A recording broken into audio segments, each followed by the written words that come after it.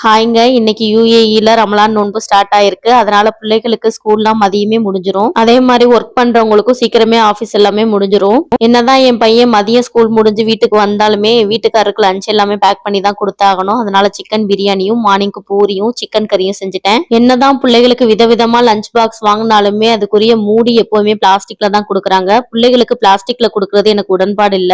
அதனால பிள்ளைகளுக்கு ஸ்நாக்ஸ் பாக்ஸா இருந்தாலும் சரி, லஞ்ச் பாக்ஸா இருந்தாலும் சரி, நம்ம ஊர்ல யூஸ் பண்ற சில்வர் பாக்ஸ் தான் நான் கொடுப்பேன். என்னோட பையன் ஸ்கூல்ல இருந்து 10 நாளைக்கு முன்னாடியே மெசேஜ் பண்ணிட்டாங்க, ரமலான் நோன்பு இருக்கிறவங்களுக்கு உங்களால முடிஞ்ச ஃபுட் ஐட்டம்ஸ் வாங்கி கொடுக்கலாம், இது வந்து கட்டாயம் கிடையாது, உங்களால முடிஞ்சா செய்யுங்கன்னு மட்டும் மெசேஜ் பண்ணியிருந்தாங்க. இந்த விஷயம் எங்களுக்கு ரொம்பவே பிடிச்சிருந்தது. ஏன்னா நம்ம ஊர்ல செய்யறதுக்கு நிறைய ஆட்கள் இருப்பாங்க, ஆனா இங்க செய்யறதுக்கு நம்ம தேடி தேடி தான் செய்யணும். இந்த வாய்ப்பு எங்களுக்கு ரொம்ப பிடிச்சிருந்தது. உங்க ஸ்கூல்ல அனுப்புல மெசேஜஸ்லயே என்னென்ன திங்ஸ் வேணும்னு குறிப்பிட்டு இருந்தாங்க. அதுக்கு தகுந்த மாதிரி நேத்தே போய் பர்ச்சேஸ் பண்ணிட்டு வந்துட்டோம். என்னென்னு பார்க்கலாமா?